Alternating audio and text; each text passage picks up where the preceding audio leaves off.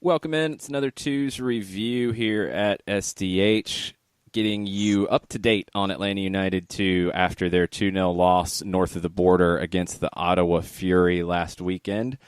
Let's not waste any time. Let's go straight to the highlights from Ottawa.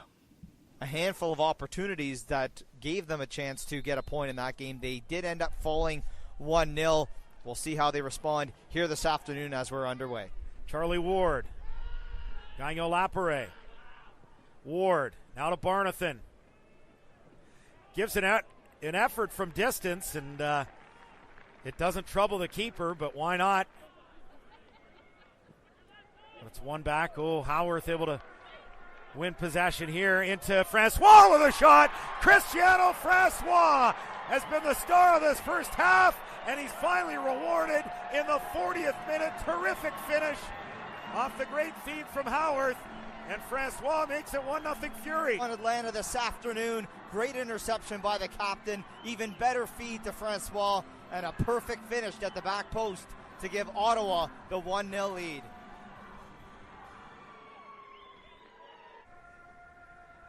Five Fury players near the spot. Here's the delivery, and it looked like Kisadu got a touch on that. Now Moore Sam with a shot, and boy, good effort from Moore Sam, closer to a second goal, leading 1-0 here in the 52nd minute over Atlanta.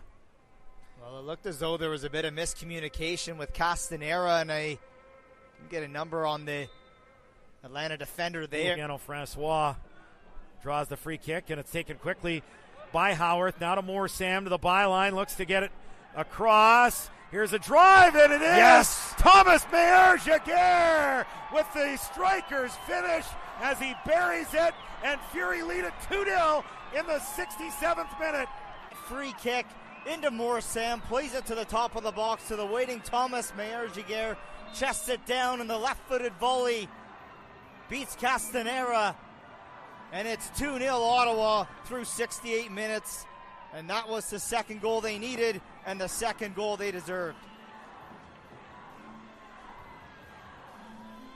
Castro on the left. Luis Fernando has lots of space inside the Ottawa 18-yard box. Pulls it back, and Castro is stopped. Didn't get much on that shot. Great work by Callum Irving, and look, we talked about this before back when they had that victory against Loudon here at TD Place. Wasn't tested a ton. They've been impenetrable, him and Adekora today, and then of course he gets an amazing goal to boot, helping Ottawa to a crucial 3 points. There's the final whistle. Ottawa Fury FC with a dominant performance here at home.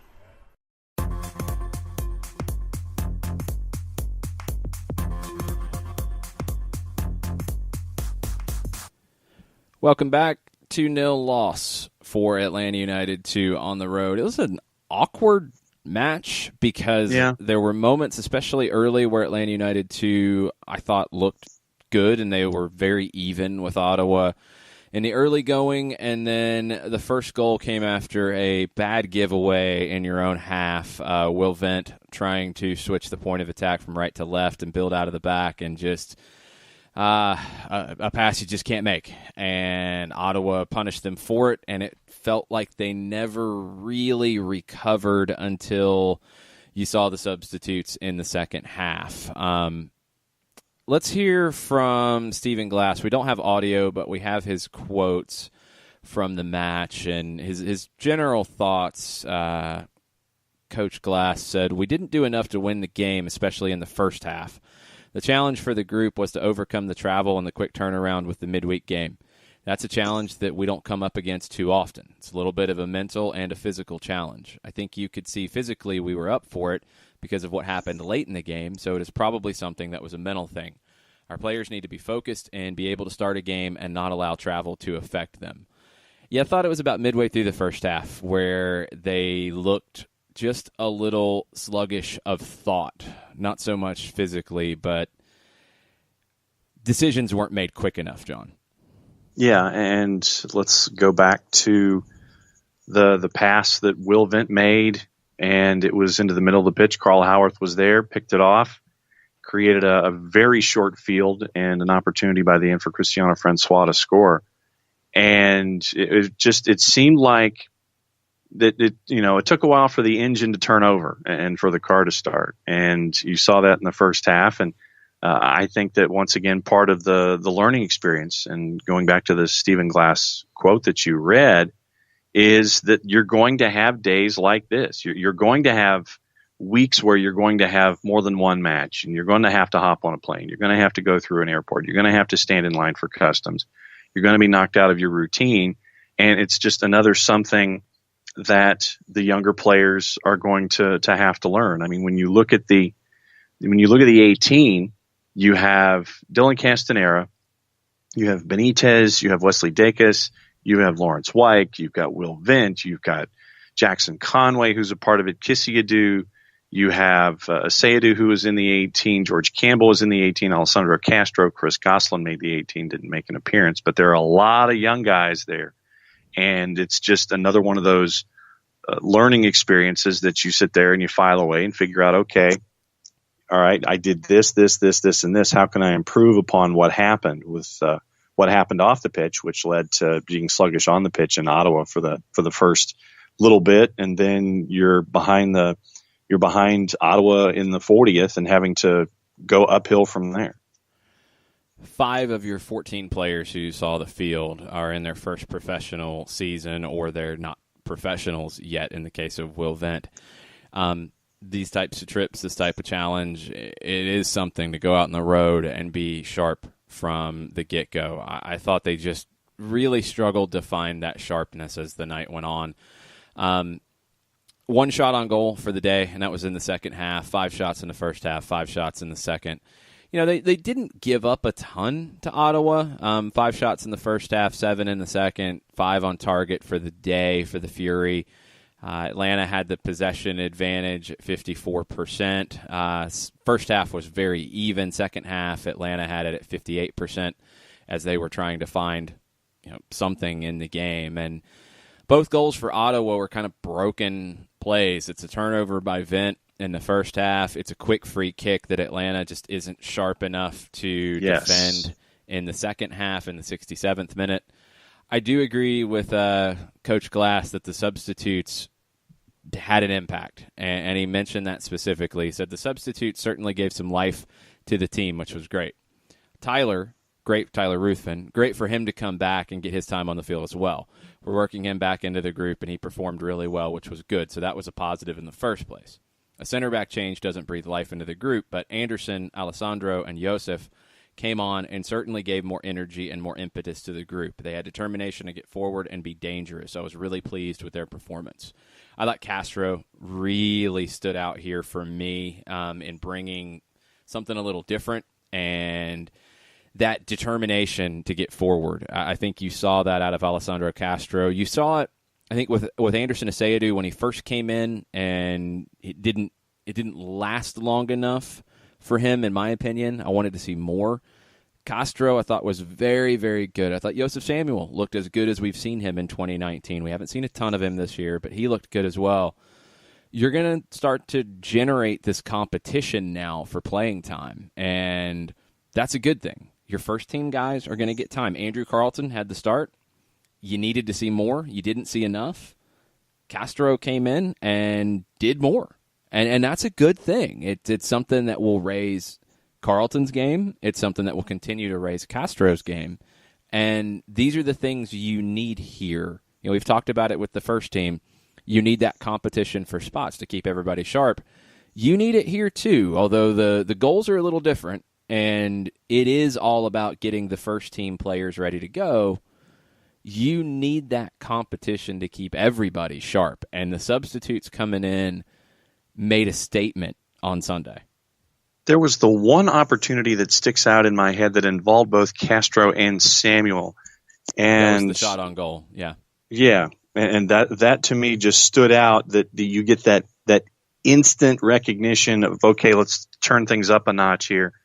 And the combination that Alessandro and Josef had for that close call, that should be something to put on the bulletin board or the whiteboard for everyone else to sit there and say, okay, this is the kind of impact that you can make and that you should make once you're called upon And for me, that was just the one thing. That was one of the major moments that stood out for me in the second half. Obviously, going back to the quick reset on the free kick for Ottawa, it looked like some of the Atlanta United 2 players were trying to get organized, and Ottawa took advantage of that, snapped their fingers, got it oriented, and then Meyer Jaguar put it in the net for goal number 2 for Ottawa. So there are a lot of things to learn from here.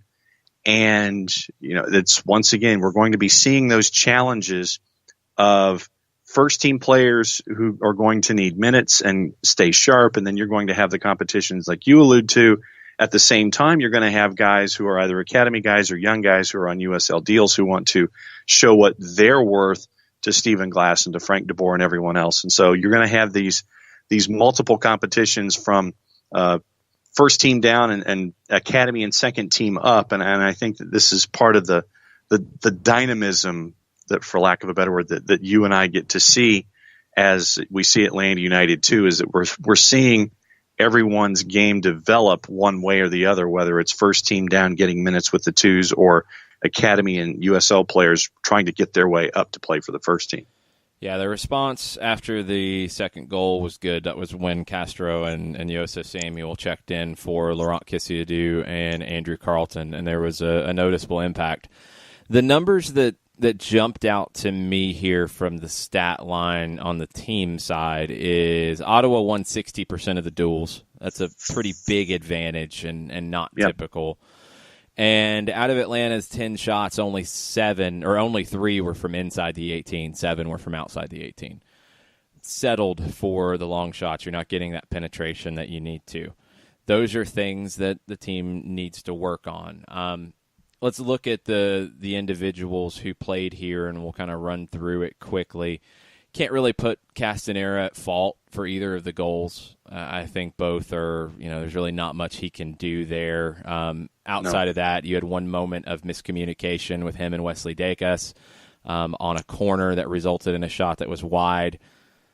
Castanera, you're getting a lot of rotation between the goalkeepers with Alec Can getting games, Brendan Moore getting games, Castanera, Paul Christensen. You're going to continue to see that. So I don't think Castanera did anything to hurt his chances of getting more playing time down the road. No, second what you said there, and it's just you sit there, and that was just one of those days, and Dylan did what he could do with what was put in front of him.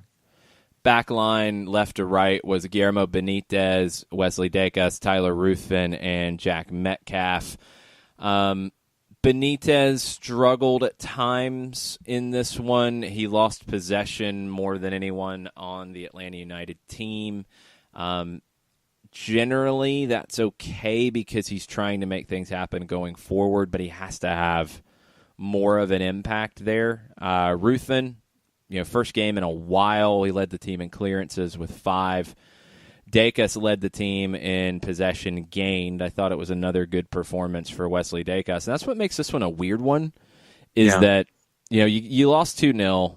You'd think that you were pretty comprehensively outplayed, and you really weren't. Both goals were weird goals with mistakes, one mental, one with a bad pass, and your back line did all right. Dacus with 5 tackles, 3 clearances, gained possession 10 times. That's a good day at the office. Metcalf, 4 interceptions, tackle, a couple clearances. He got forward and had 4 crosses, 1 good one. That's a good day at the office. Ruthven, still getting back into form. He didn't have a ton of the ball, 41 passes, but he completed them at 93%.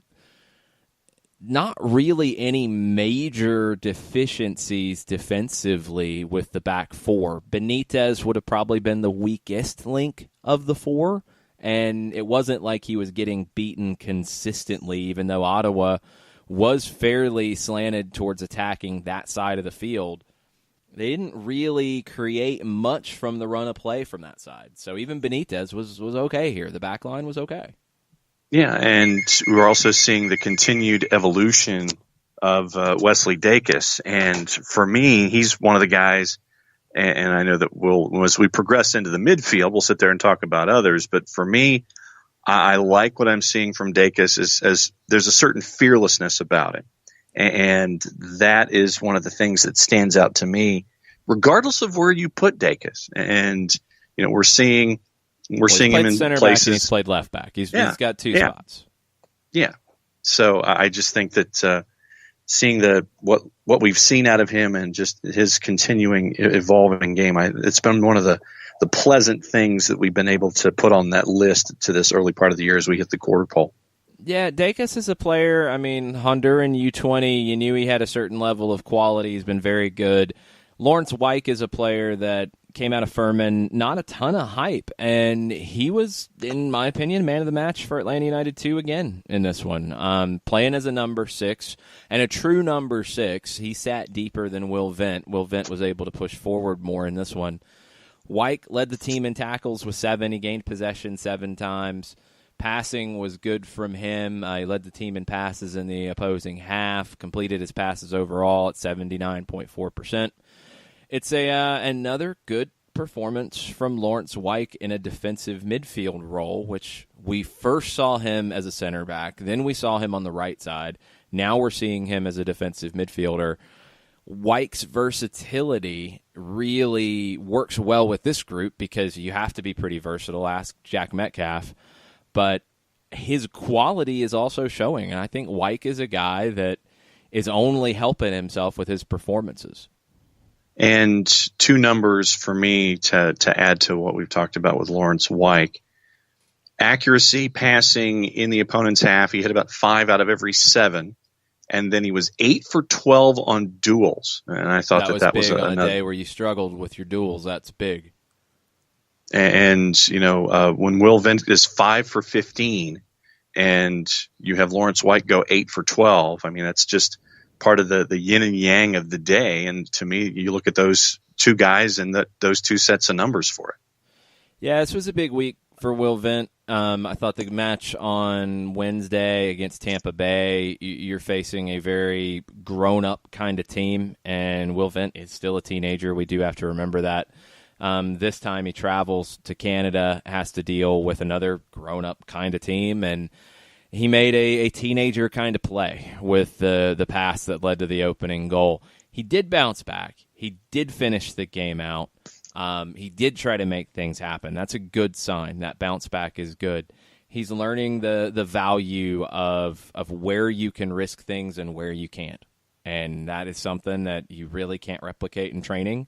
Getting these games, this many games, before he signs a pro contract is only going to help him in the long run. But these are the bumps in the road that you deal with. And, then that brings us to where would you like to go now in the midfield is my next question. Well, I mean, you've only got 4 guys left. Laurent Kessiedou sat pretty deep, didn't get, super involved here. 24 passes on the day, completed them at a good percentage. Good passing in the opposing half. You want to see more out of Kessiedou, but he sat deeper. He did create 2 chances, which is good. Your best attacking player was probably Luis Fernando. 2 shots from him, created 2 chances. 1 shot was blocked. I really like what we're seeing out of Luis Fernando, and this was a game where he tucked inside more, looked to combine more. I think the more he plays, the more comfortable he gets. I love his work rate. I love his athleticism, and more, I think he's turning into a player that's really dangerous on the ball in the final third. Yeah, and to Kessiedou's numbers, he was 20 of 24 passing on the day. And it's not involved enough. He's got to get more on the ball. And Luis Fernando had 7 more passes in his pocket for the day, but he hit about 3 out of every 4 in the Ottawa half. And so, for me, I like what I've seen. I remember him from last year with his time in Richmond and was intrigued when he was brought in-house. And so I once again, you see things from Luis Fernando, and you really would like to see more from Luis Fernando from what you've seen in the short term. You wanted to see more from Andrew Carleton here as well. Yes. 36 touches is just not enough. Really struggled in his duels. He struggled to beat people off the dribble. You just didn't see much of an impact on the match from Carleton, and it's something that we've talked about, and it's something that he has to continually work at and get better at. A couple games where you've wanted to see more, and we'll have to see where that progression grows. But it's not where it needs to be right now. And with him trying to make the US U20 squad, I'd say his chances are getting longer as we go. And with Ezequiel Barco likely joining Argentina's U20 squad for the upcoming World Cup, it does create an opportunity for Carlton with the first team, but his performances with the second team haven't been what you would expect with somebody in a situation. It's time to really put the hammer down if you're Andrew Carlton. You want to see more, and he's got it in him. We know he has it in him. It's just building that confidence. 22 passes on the day, 77% accuracy. 18 of the 22 completions were short passes. And you mentioned I don't have a problem with that. Like that, it's where I think we can go through numbers all day, but it's not about numbers. It's about their meaning. And Carlton should be having short passes. He should be combining. He should be springing Jackson Conway. He should be springing Luis Fernando. He should be bringing Laurent Kisiadou higher into the field. He should be bringing Will Vent higher into the team as well. Those are the things where either, and we don't know the game plan, and we don't know what the conversations were on the field, either he's not demanding the ball enough here, he's not getting enough touches because he demands them, or the team's not looking to find him hard enough. Because his role in this team, he should be getting more touches. And only one chance created on the day. Yeah, I mean, he didn't have a lot of touches. So, I mean, when you really get down to it, it's like one chance created out of 36 touches. It's not horrible. He needs more touches, and he needs to create more with the touches he gets. It's kind of a catch-22. Yes. Jackson Conway in this one, there's not a lot of chances created. There's not a lot for the forward to do. He's just got a lot of hard work to do. Didn't see much of the ball. 14 passes. Passing percentage I'm not worried about with a striker. Conway, he didn't get involved much. There wasn't much for him to do. He did have 2 shots out of that. That's about as good as you can get with the amount of touches he had. It was fine. I think Jackson was fine. These are tough games where, first half you didn't have a ton of the ball. You have these things go against you. Ottawa sits deeper as the game goes on, makes life more difficult for Conway. The things I want to see from him is more movement off the ball, being a little more dynamic in the final third, and making it more difficult for the opposing backline. And whether that creates chances for himself or opens up space for Carlton or Fernando or Kisiadou in this one, it's just those finer points to the game. And that's just, it's a teenager in his first professional season. He still has a lot to learn. There's been good hard work out of him, and that's what you always know you're going to get out of Jackson Conway is a good shift. That's been good to see, and that's been the consistency of that has been very good. Just more quality as we go. That's what you're looking for. And then the guys that came off the bench, we'd mentioned Castro and Samuel, and I guess because of their link-up play, I guess I'm linking them together into the discussion, and I was trying to do some math here just really quickly. Obviously, limited sample size in 22 minutes, but together they were 20 of 23 in passing.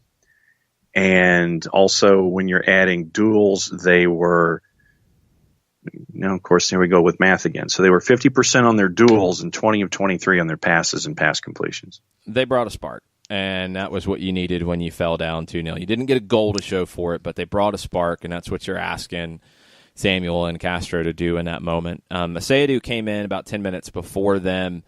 In his shorter period of time, he had 1 pass less than Carlton, completed them at a higher percentage. I thought Anderson came in and brought a spark at that point, especially for the first 5-10 minutes, and that's what was so backbreaking about the second goal for Ottawa. It came against the run of play. I thought Anderson's inclusion had changed things a bit, and then he didn't continue to have that impact. And that's what you're looking for out of him as he continues to mature. And again, this is his first professional season. So it's different when you're a college player coming into a college match than when you're in Canada for the first time playing in this match and you're down 1-0 and then you give up a goal against the run of play to go down 2-0. what's the response going to be? You have to get into these situations if you're a Sayadu. I think we're still on the same boat with Anderson Sayadu. I think he has MLS quality. I think it's still raw. I think there's things for him to continue to add, especially consistency. I think that's the biggest thing that I'm looking for out of him is just consistency in what he brings to the team in every appearance. So if you call on him in an MLS match, you know what you're going to get, or roughly you know what you're going to get. You always want to see guys play above that level when they can, but you need to know what the consistency is. It's so hard unless your ceiling is Messi, Ronaldo level to play an inconsistent player because you can't count on anything out of them. You don't know what to expect. I would much rather take a consistent 7 than a player that gives you some 9s and some 4s. 3s, yeah. 3s are catastrophic.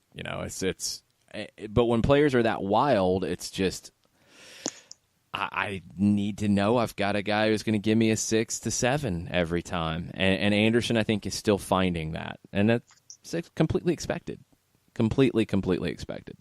So 2-0 loss in Ottawa, not what the team was looking for. There are some positives. There are some negatives. There's a lot of in this one. That's not where you want to be with the second team after a match. You don't want a lot of, well, it was there. You want a lot of positives, and you also want negatives coming from trying to do new things, trying to learn, opportunities to grow. And you didn't get enough of either of those in this one for me. Tough road trip, though. It's a tough, like Steven said, it's a tough, after the midweek, flying to Ottawa, dealing with the travel, dealing with the heavy legs, and putting on a performance. It was not the performance that we've come to expect. Well, let's try to, all right, so Thursday, Friday, you're kind of regen and a bit of practice on Friday, then you're hopping on a plane Saturday to play Sunday afternoon. Yeah, it's tough. But that's the life of a professional team. I mean, that's Correct. What you're going to be facing. And if you want to get to the next level, these are the things that you have to deal with in a better way. And the beauty of this is that they can take what happened in Ottawa and they can take what happened against Tampa midweek and get ready for a Nashville team, a Nashville SC, that is only 11 points in 7 matches, with Atlanta United 2 having played 8. So bunch of teams at 10 points right now, but Nashville SC would be north of the playoff bar here at the quarter pole with 11 points at 3-2-2 coming to 5th, 3rd. Yeah, last home match for a month before you go on the road for 3. Nashville is a team that has been inconsistent, a team that's been, I think, a disappointment for Gary Smith and for the club. They've expected more. They've invested to get more. And it's just been a little all over the place. They have talent. They have a lot of talent up front. They don't have a ton of speed at the back. And that's where I'm looking to see if Atlanta can exploit that. Kosuke Kimura is a very experienced right back. He's also not fleet of foot at his age. Justin Davis on the left side, same thing. You've got good experience with Nashville, but Atlanta has better athletes, and I'll be curious to see how Stephen Glass, one, you'll be curious to see who he has, because the first team is on the road in Kansas City on Sunday. 2, how he deploys it and how he tries to exploit some of Nashville's weaknesses. Curious to see if any Nashville fans make the trip down to Kennesaw State for this one. Would expect to see at least a few. And Nashville last year really handled Atlanta United too. I don't think they conceded a goal in 3 matches. 7:30, Fifth Third Bank Stadium, Saturday night. It's available on ESPN Plus for those of you that will not be making the trip from one way or the other, unless, of course, you're making the trip to Kansas City, and find it on your favorite device and access it however you normally do, because 2 gentlemen that you're quite familiar with will be on the call from the Fraction for all the action on the weekend. Yep. Saturday night in Kennesaw, Sunday night in Kansas City. It's a busy weekend for me. But it's going to be a fun one. Looking forward to the 2's. Want to see how they bounce back. These are the things where you really learn a lot about young players, is how they bounce back from 2 disappointing results against Tampa Bay and Ottawa. We'll be back early next week with the next 2's review, and we'll be talking to you on ESPN Plus on Saturday night. Adios.